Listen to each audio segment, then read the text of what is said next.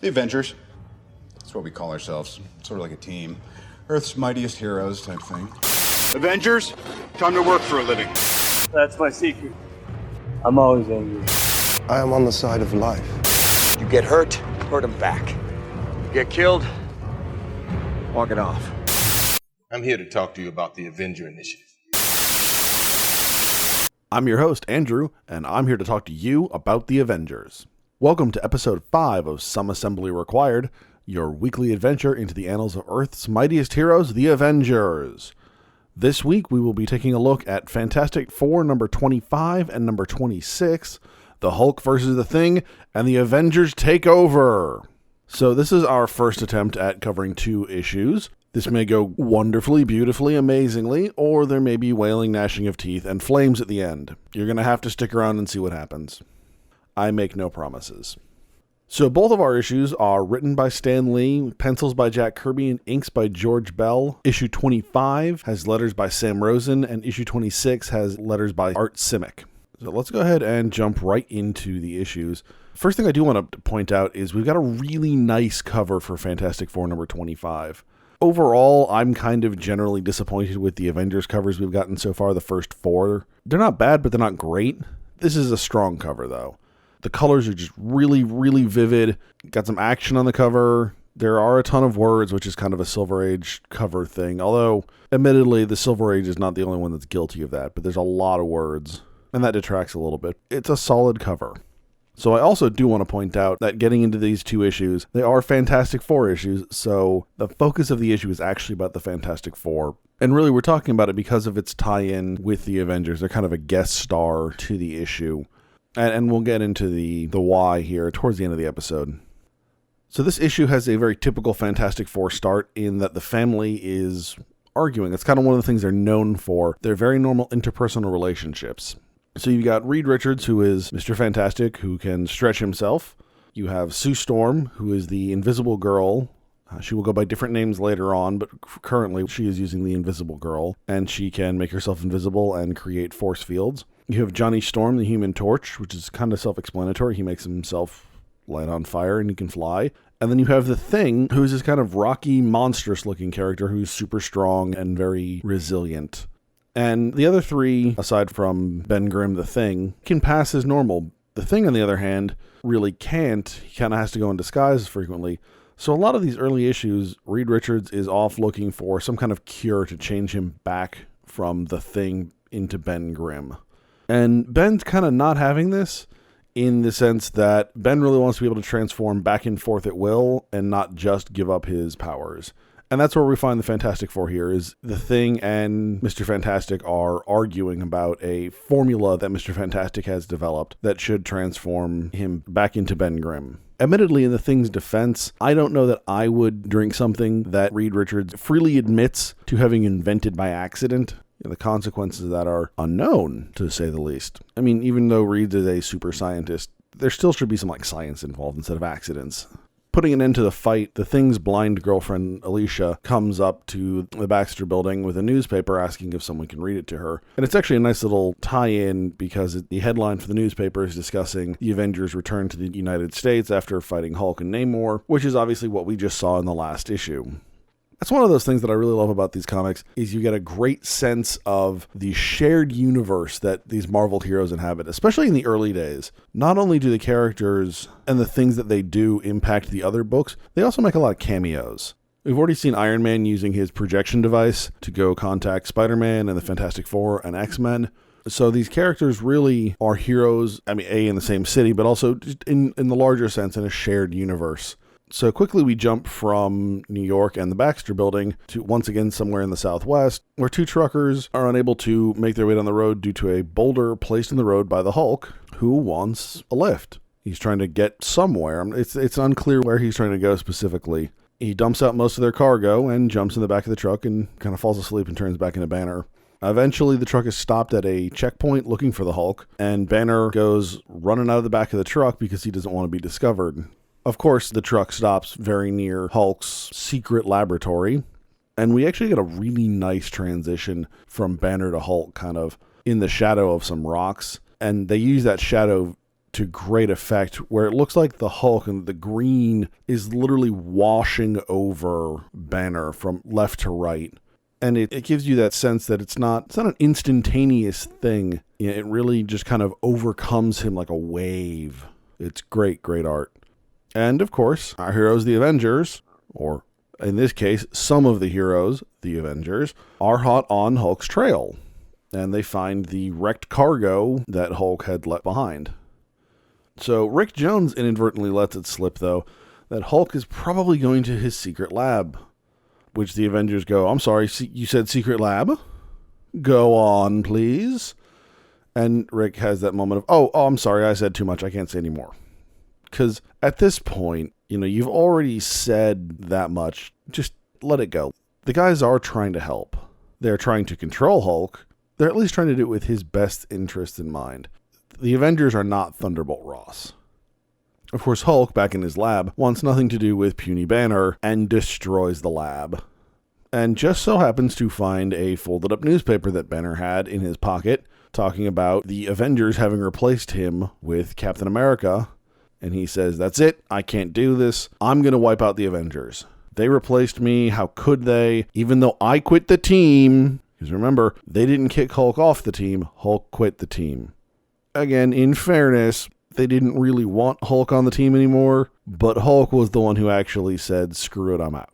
So while the Avengers in their helicopter make their way further into the Southwest, Hulk passes by them, doing his bounding leaps thing, and makes his way to New York, where we once again find the Fantastic Four, and Reed Richards has collapsed, apparently working on all these various viruses and whatnot, to try and find a cure for Ben Grimm, has caused Reed to inadvertently infect himself with something science. It's really fuzzy and unclear, other than Reed's experimentations have gone horribly wrong, and he's in a coma, which he will wake up from and lapse into about a dozen times before the end of the issue. Well, the end of the 2 issues, really. So Johnny goes off to find a doctor, but instead of calling a doctor, or calling to let the doctor know that he's coming to get him, he just jumps in the Fantastic Car and takes off. Okay, fine. That's not so terrible. Except then that Johnny abandons the Fantastic Car. Except that Johnny sees a building collapse, and on closer inspection realizes it's the Hulk smashing the building, and so he decides to go confront the Hulk. Reed Richards is suffering from an extremely severe medical condition, one that has now put him in a coma, and you are flying to go get him medical help, and you stop to fight the Hulk. Abandoning the Fantastic Car, which I would like to think has an autopilot to set it down, but he bailed out of the Fantastic Car and just left it going. Kind of what I'm thinking is maybe that the Fantastic Car gets to the doctor's office and is just kind of parked there for no good reason. Everyone's trying to figure out where it came from and what it's doing there, and it's basically just sitting there. A cop's writing it a ticket or something for parking, something like that. That'd be fun. At any rate, Johnny is not much of a match for the Hulk in most regards. Johnny's a kid at this point. He's probably about 16, if I remember correctly. So he's doing his best, but it doesn't go very well. And of course, word gets back to the rest of the Fantastic Four of what's happening. And so Sue and the Thing decide they need to go help Johnny. Again, keeping this in mind, Reed is suffering from some kind of very serious medical condition. Sue and Ben are looking after him, and then they leave the very, very sick man unattended to go fight the Hulk. Thank you, comic books. Makes all of my really irresponsible decisions in life sound so much better. I haven't left anyone to die of a horrible unknown illness ever, really. The worst I did was not take out the trash. So much better. Just prior to the fight, when the Fantastic Four are actually getting dropped off by, it looks like a cop, although there's also a lot of soldiers around, the cop talks about not wanting to use nuclear weapons on Midtown Manhattan. That was an option to start with. Nuking half of Manhattan somehow is a viable option in this guy's mind. I'd like to think that he doesn't have his finger on the button, but apparently this is how he feels, that this is the only way we can defeat the Hulk is nuclear weapons. Anyways, Sue and Ben quickly join the fight. Sue, unfortunately, in I hate to say Marvel fashion, but in this time period it really is. In Marvel fashion, Sue is almost immediately overwhelmed and faints, because that's what happens with women in Marvel at the time. And so she's now removed from the fight. And now it's up to the Thing and the Hulk to duke it out. And effectively from this point on, the rest of the issue is just Hulk and Thing fighting. Now, it's a lot of fun. It's a great fight. I'm not going to go super into the details of it because it is a 10-page fight. There are a lot of fun things, but for the most part, it's a lot of the same. There is some really fantastic banter back and forth, especially from the Thing. I love how he has just constantly got a good sense of humor and is really upbeat about this fight. Even when he's losing the fight, he still has a great sense of humor. It's not quite the Spider-Man one-liners, but there's a lot of just really great dialogue between the two. There's a point at which Hulk throws Thing into a building and then starts shaking the building to try and pry him loose. And Thing decides that he needs to let go of the building before the Hulk wrecks the building. And given how much the building moves between these couple of panels, I think we've crossed that threshold already. That's just my opinion. I do have some background here in engineering. Take it for what you will, but there's just a significant chance that building's coming down. Halfway through the fight, Reed decides he wants to try and help out, and he gets himself to a window and then collapses again because they left the sick man alone. The dying man, the man in a coma, at least in and out of a coma, is at home watching television like he has a cold.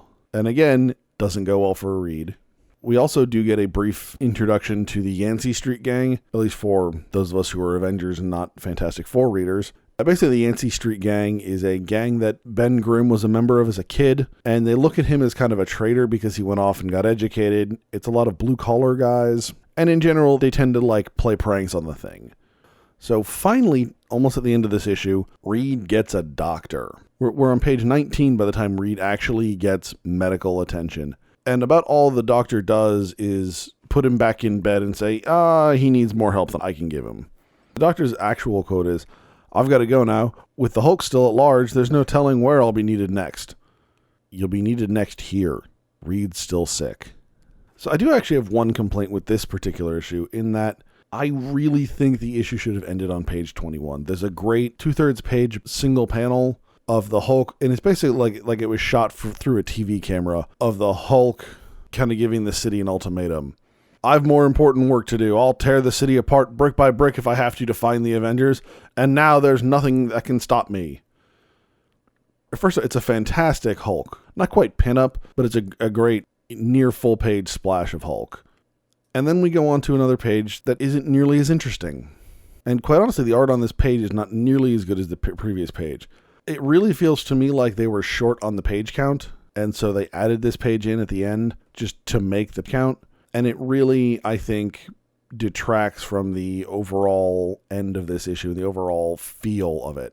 With Thing on the ground and Hulk menacing in the foreground, it feels like he's menacing the reader.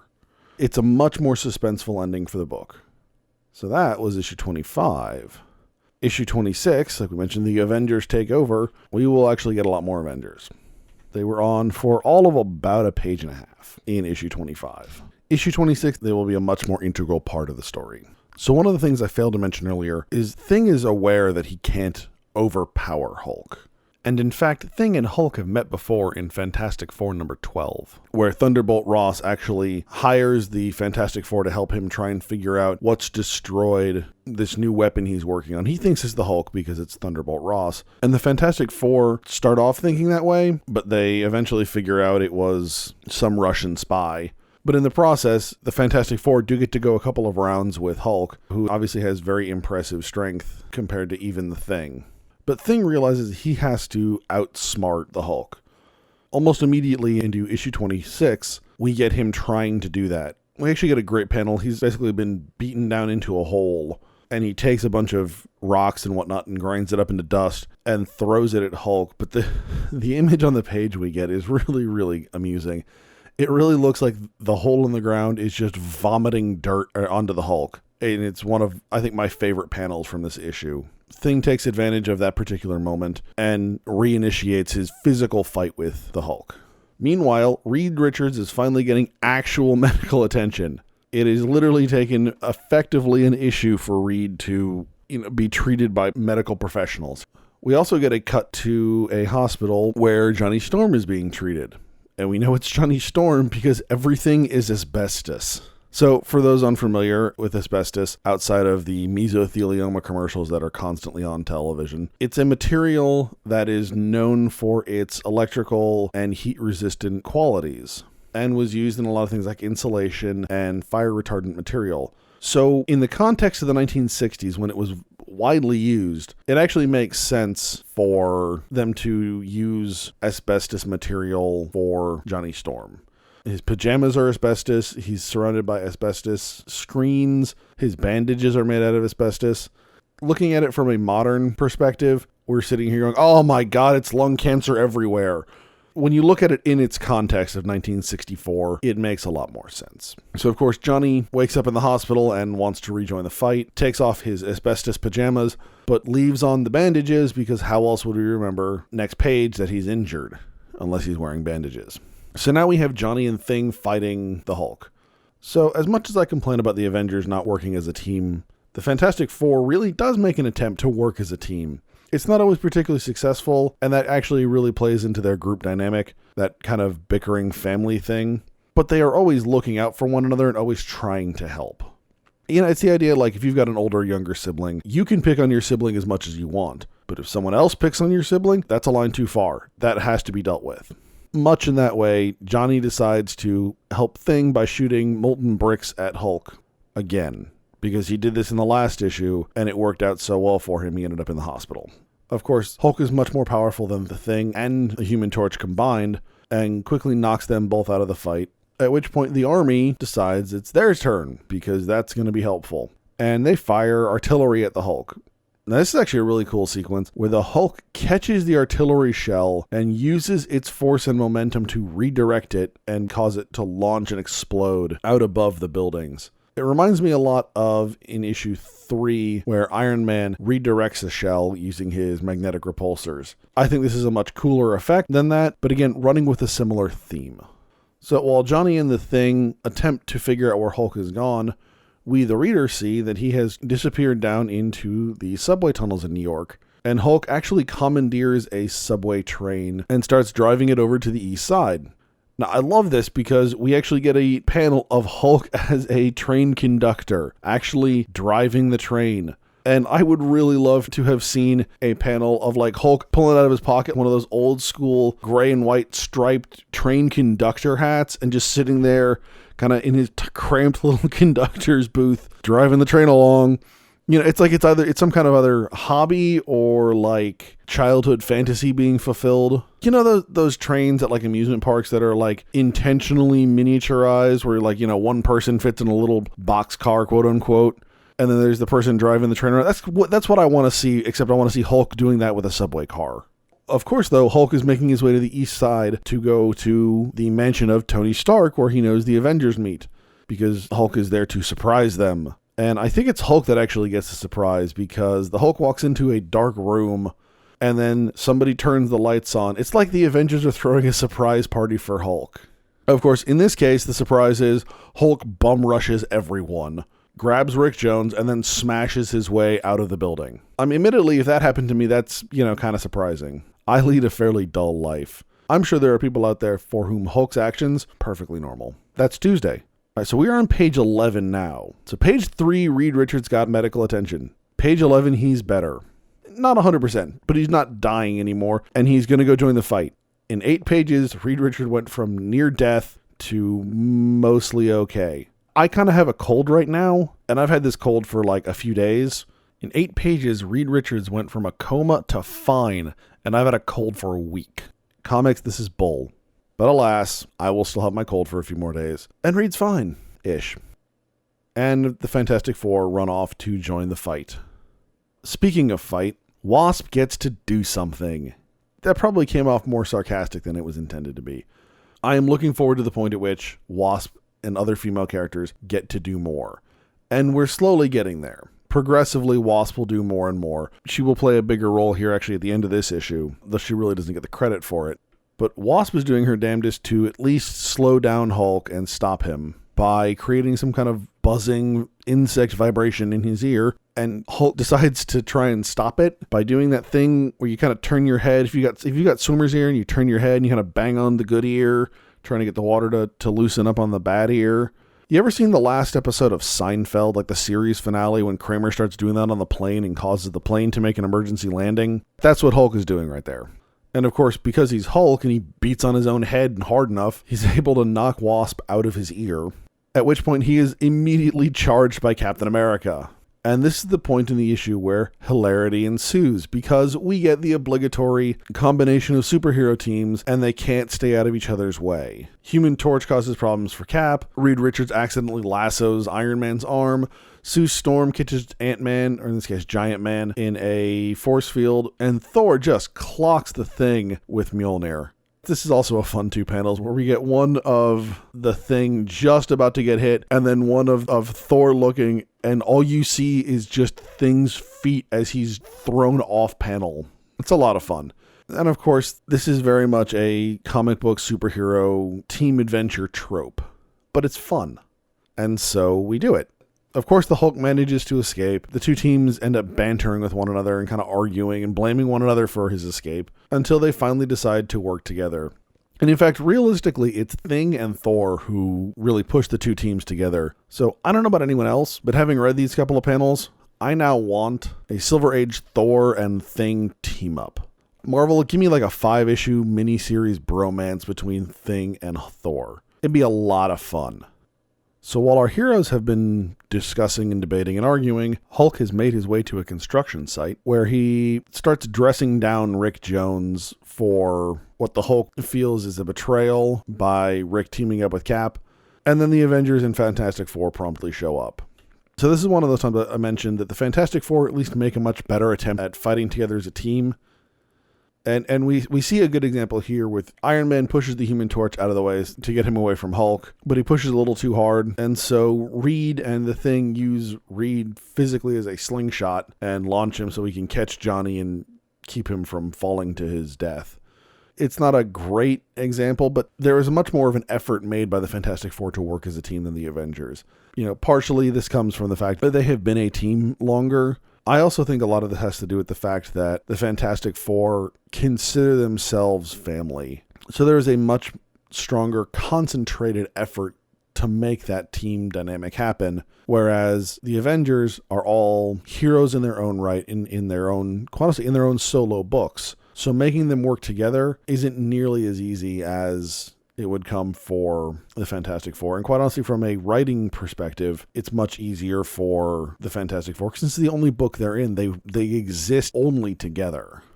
And yes, I do know that the Human Torch had his own stories going on in Strange Tales starting back in 1962. However, he is still primarily a member of the Fantastic Four as compared to the Avengers, who are primarily solo heroes and are brought together. Obviously, this will change later when the Avengers lineup changes, but for now, it still holds true. Now, having said all that, we actually do get a little bit of the Avengers helping each other out. Hulk manages to get the upper hand on Iron Man and bury him in some various construction materials, beams and girders and whatnot. And Thor uses his hammer to smash all of it and free Iron Man. It doesn't look like it went particularly well for Iron Man because at the end, he's just kind of hanging off of a girder. But it's a try. It's an attempt. He's trying. Of course, more and more of the fight ensues. We get a little bit more of Thing and Hulk. We get Hulk and Cap again. We get Hulk and Giant Man, which is kind of interesting because at this point, Giant Man is still using pills to change size. So anytime he's Giant Man, you just constantly see his hand up to his mouth popping a pill. And maybe it's just me, but it looks really stupid. Instead of getting different action panels, we get a different panel from a different angle of Giant Man putting a pill in his mouth. We get 3 of those panels. And I just don't want to see it. I don't care. That doesn't do it for me. So remember a couple minutes ago how I mentioned that in this issue, Wasp will actually come to play a bigger role? Well, here it is. And I'm really happy for it because Wasp shows up to save the day with an army of army ants? I mean, it's an army of ants. We'll just assume they're also an army of army ants because that works, right? Anyways, the ants swarm Hulk, making him itch like crazy, allowing Rick Jones to come up much closer, and much like I was just talking about pill popping, throws a gamma ray treated capsule into Hulk's mouth, and he staggers off into the river, and when we see him surface, he is Bruce Banner once again. So something that I don't think I've mentioned yet on the podcast, there are several times over a couple of the last issues where Stan actually forgets Banner's name. Right? His name is established as Bruce Banner. Stan repeatedly calls him Bob Banner. And Stan Lee is known for making these alliterative names, so they're easier to remember, but obviously that doesn't always work. And this is a prime example of that, where he forgot several times what Banner's name is. So eventually, years from now, that will actually be retconned that Banner's full name is Robert Bruce Banner. So calling him Bob or calling him Bruce, either one's good. But for now, it's Stan goofing up, and we'll just hang out and wait for the retcon. So, with the Menace of the Hulk taken care of, the teams are now free to take their leave of one another. And of course, we get the obligatory, it was good working with you kind of speech. We should do this again sometime. And yeah, we'll do it again in the future. So that's Fantastic Four number 25 and 26. Like I mentioned at the beginning of the episode, it's not really an Avengers heavy issue. So it kind of begs the question, why did I cover these two issues? One, it's a lot of good fights between Hulk and Thing. And, Silver Age comics, there are issues that are very good in terms of plot, right? We get things like Galactus. In a little while, we'll get Kang the Conqueror. We introduce a lot of important things in the Silver Age, but it's not necessarily known for super intricate, involved, and interesting plots.